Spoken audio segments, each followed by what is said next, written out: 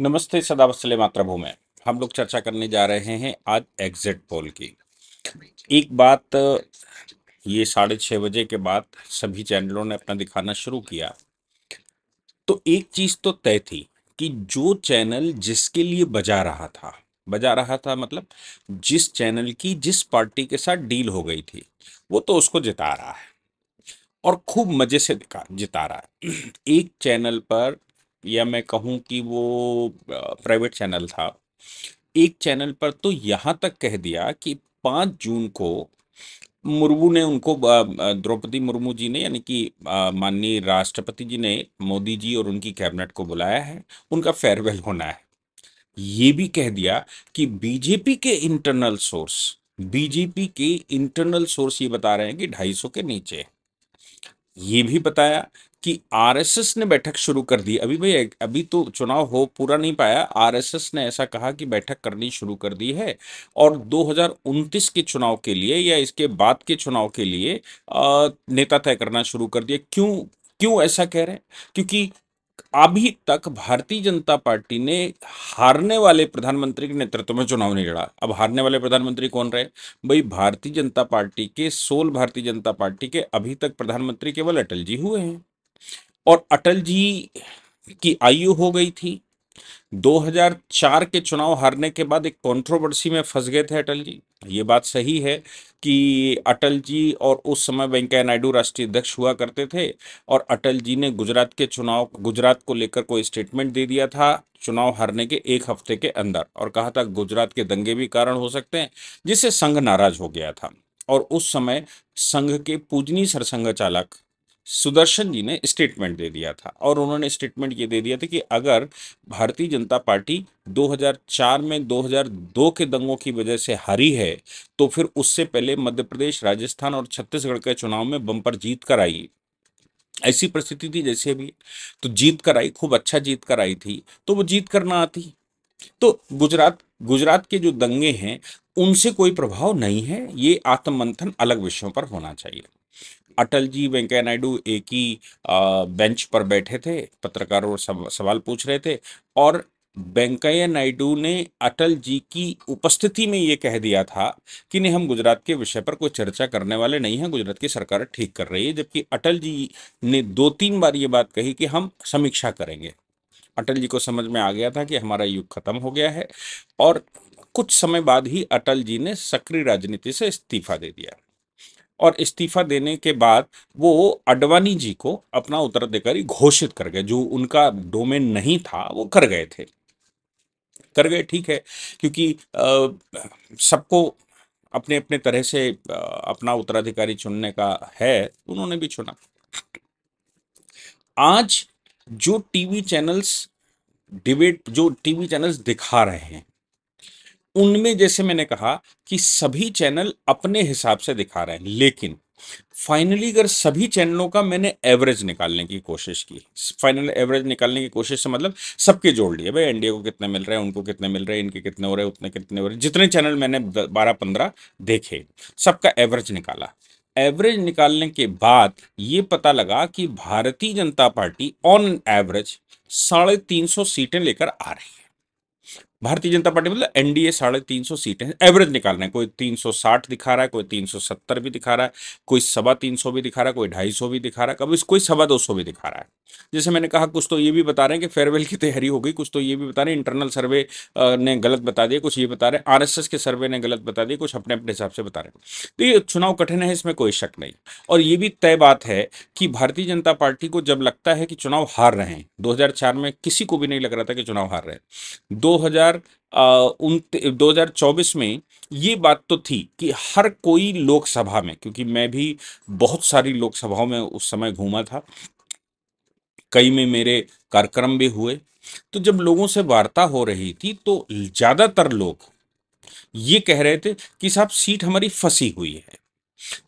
फंसी है, बहुत तैयारी करनी है। लोगों को इस बात की चिंता थी कि सीट फंसी हुई है। जब मैं बात करता था तो बोले, नहीं भाई साहब, सीट फंसी हुई है, कुछ बहुत अच्छा नहीं है, और वो मतलब अपने अपने का अपनी अपनी सुविधा अनुसार कारण बता रहे थे। भारतीय जनता पार्टी के लिए इससे अच्छे कोई संकेत नहीं होते।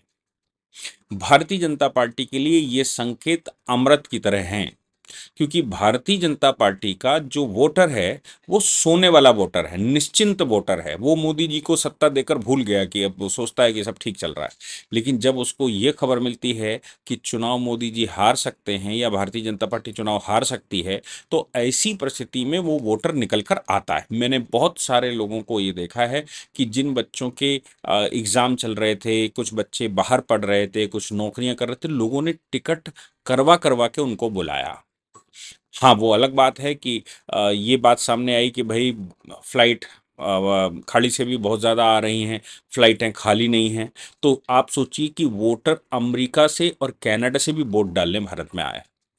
वो मोदी जी के वोट थे जो ये कह रहे थे कि सिटीजनशिप उनके पास यहाँ की है, वो वहाँ पीआर लेकर रह रहे हैं या वो बच्चों के पास रह रहे थे। ऐसे हज़ारों लोगों से का डेटा है जो जो उस समय चुनाव के समय पर आप सोचो कि 1-1 लाख रुपया खर्च करके वोट डालने आए थे। ये चिंता विदेशों में भी थी। ये चिंता देश में थी। ये आम आदमी की चिंता थी। उसकी चिंता थी कि जितना इन्होंने रायता फैला दिया है, जितना ये सब कुछ फैला हुआ है, अगर सरकार चली गई तो क्या होगा? अब सरकार जीत रही नहीं जीत रही वो छोड़ो। लोगों के मन में जैसे ही बैठा कि सरकार अगर चली गई तो क्या होगा?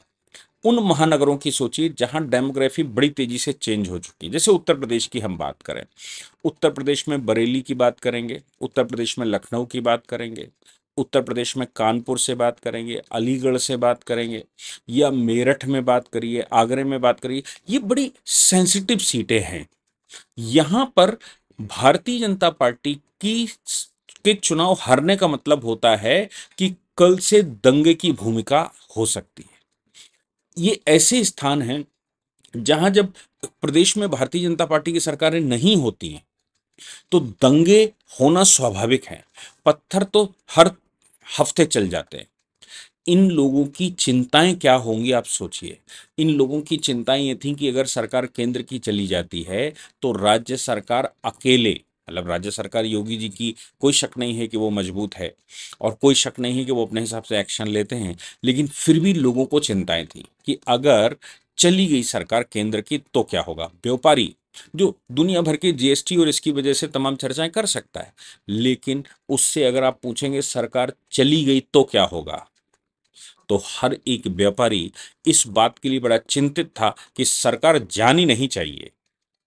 मैसेज तो जाना चाहिए कि सरकार कठिन कठिनाई में है, कठिन चुनाव है, तो व्यापारियों पर ध्यान देना पड़ेगा, इस पर ध्यान देना पड़ेगा, उस पर ध्यान देना पड़ेगा, हमारी बात सुननी। ये ऐसी बहुत सारी बातें लोगों ने करी। लेकिन सत्य ये है कि कोई भी व्यापारी ये नहीं चाहता था कि सरकार गिर जाए। वो गरीब आदमी, वो आम आदमी जो ये कहता है, जिसके मन में बिल्कुल साफ है कि भाई मोदी जी ही हमारे नायक हैं। घर दिया मोदी जी ने दिया, सिलेंडर दिया तो मोदी जी ने दिया, टोंटी का पानी, इस समय पानी का संकट चल रहा है देश में और राज्य सरकारें तो हाथ उठा उठा के पता नहीं क्या क्या कह रही हैं। दिल्ली की सरकार तो देख लीजिए अब क्या क्या नहीं कह रही है, वो तो सुप्रीम कोर्ट भी चली गई ये कहने कि हरियाणा पानी छोड़े। हरियाणा कह रहा है कि जितना पानी छोड़ना चाहिए उससे ज़्यादा हम छोड़ रहे हैं, जो हमारा रेगुलेशन है, रेगुलेशन के अनुसार तो हम ज़्यादा ही पानी छोड़ रहे हैं। दिल्ली ने अपने यहाँ रिजर्व सब खत्म कर लिए। शीला दीक्षित ने एक रिजर्व बनाया था सोनिया विहार में, जिससे 2 वर्ष तक अगर पानी नहीं मिलता तो भी वो पानी की सप्लाई पूरी हो सकती थी। केजरीवाल वो सब पानी सब सप्लाई करके ख़त्म कर लिया, इकट्ठा भी नहीं किया, कोई व्यवस्था भी नहीं। टैंकर की व्यवस्था आप देख रहे हैं तमाम तरह की जो टीवी चैनल्स पर दिखाई दे रहा है कि टैंकर की क्या व्यवस्था। ऐसी स्थिति में जहाँ पानी संकट चल रहा हो, वहाँ मोदी जी का ये संकल्प कि हम घर घर टोंटी वाला पानी पिलाएंगे, मतलब मेडिटेटेड से मतलब है कि वो पानी जो जिसका ट्रीटमेंट किया गया हो वो पानी टोंटी तक पहुंचाएंगे। वो परियोजना भी पूरी नहीं हुई है, वो परियोजना चल रही है। अगर मोदी जी चले जाते हैं तो क्या वो परियोजना पूरी होगी?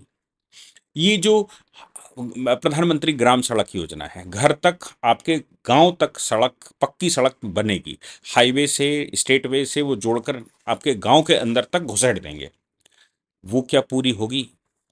यहाँ पर लोगों की चिंताएं ये भी थी कि ये जो सारा काम चल रहा है, मकान बनाने वाला काम चल रहा है, 3 करोड़ मकान देने का वचन दिया है, या जो सबसे बड़ी राहत के रूप में ये अनाज जो मिल रहा है, क्या ये परियोजना चलती रहेगी?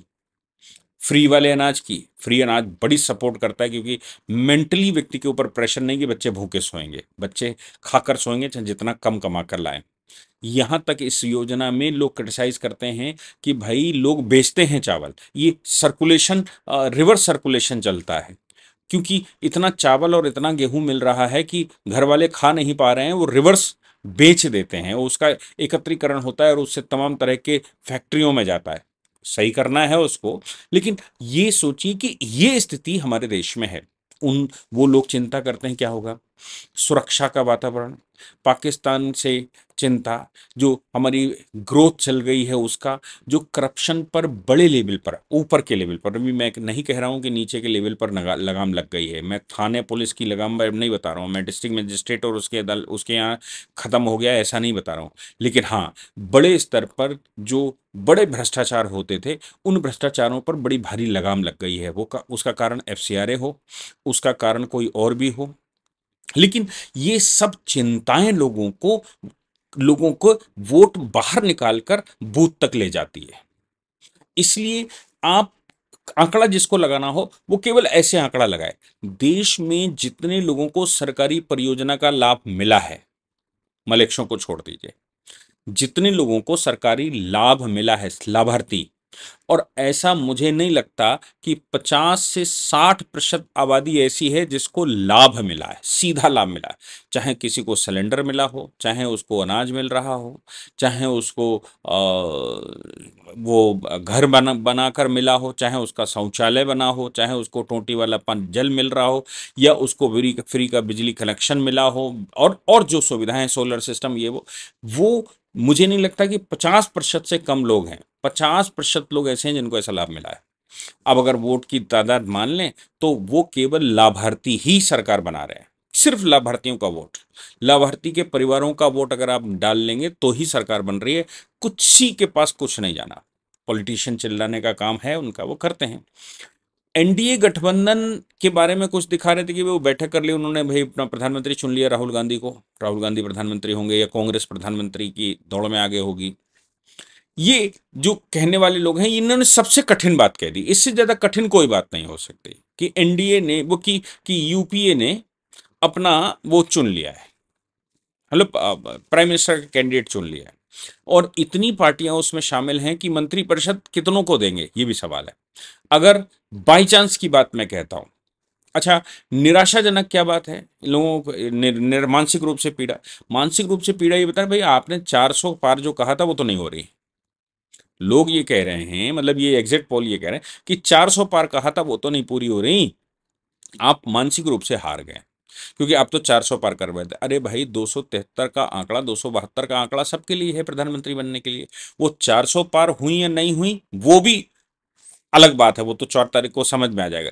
लेकिन अगर एग्जिट पोल, कुछ मैक्सिमम एग्जिट पोल 370 के लमसम पहुंचा रहे हैं, तो भाई पिछली बार कितनी सीटें थी, सबसे पहली बार 282 से बना था, फिर 303 से बना था, 330 मान लो। आज अगर एनडीए की 40 सीटें बढ़ाकर दे रहे हैं तो ये 40 सीटें एंटी इनकम्बेंसी जो कुछ भी होती है उसको पार करते हुए अगर 40 सीटें बढ़ रही हैं, मोस्टली 4-5 एग्जिट पोल जो जो बायस चैनल हैं उनको छोड़ दिए, कोई भी 330 से कम नहीं दे रहा। तो मानसिक प्रताड़ना यह है उनकी कि 400 से कम है, आपने 400 कहा था, आपके 400 पार नहीं हुई। सरकार मोदी जी की बन रही है ऐसा पूर्वानुमान लगाया जा सकता है, माहौल के हिसाब से भी, आंकड़ों के हिसाब से भी, लोगों की मानसिकता के हिसाब से भी, लाभार्थियों की संख्या के हिसाब से भी, लोगों की चिंताओं के हिसाब से भी। बस एक ही अफसोस अगर कुछ लोगों को रहेगा तो वो ये रहेगा कि अगर 400 पार नहीं हुई तो यही कहेंगे भाई 400 पार नहीं कर पाए, आप तो 400 पार कह रहे थे, बिल्कुल वैसे ही जैसे पहलवान कुश्ती लड़ता है कि तो तुम्हें उठा उठा के पटकूंगा। अब वो उठा उठा के पटकने के बजाय एक बार पटकना, एक बार पटक दिया, चित्त हो गया, कह रहा तुमने तो कहा था उठा उठा के पटकूंगा, तुमने एक ही बार पटक पाए। तो अब वो पटकनी खा गया है, हार गया है, चित्त हो गया है, ये उसकी चिंता नहीं है। वो ये कह रहा है कि तुमने तो ये कहा था पटक पटक के मारेंगे, तुमने पटक पटक के नहीं मार पाए, बार बार खटाखट खटाखट करके नहीं मार पाए। या फटाफट फटाफट करके नहीं मार पाए। अब भाई मैं तो इसलिए जीत गया क्योंकि इन्होंने कहा था कि तुम्हारे 1 सेकंड में 20 गुम्मे देंगे। ये तो समस्या हो सकती, लेकिन एग्जिट पोलों ने चौंकाने वाली बात ये कही कि 370 के लगभग हैं। हाँ, मानसिक रूप से भारतीय जनता पार्टी के लोगों को निराशा हो सकती है क्योंकि 400 पार क्यों नहीं हुआ। ये इनकी चिंताएं हैं, लेकिन अभी मुझे नहीं लगता कि इन एग्जिट पोलों से जो चीफ टीवी चैनल दिखा रहे हैं इनसे कोई चिंता की बात है। ये बहुत शुभ संकेत है, अभी तक बहुत शुभ संकेत है। जय हिंद, जय भारत, वंदे मातरम।